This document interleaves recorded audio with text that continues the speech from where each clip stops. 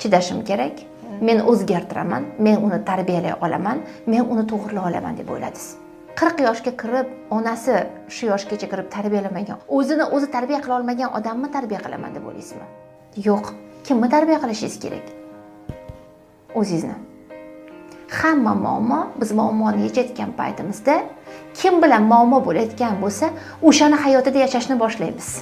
Qachon o'sha unga ketkazayotgan quvvatingizni, unga ketkazayotgan kuchingizni, tarbiyalash, qo'rqitish orqali beriladigan hamma kuchingizni o'zingizga, men nimani to'g'rilashim kerak? Menga nima yoqadi?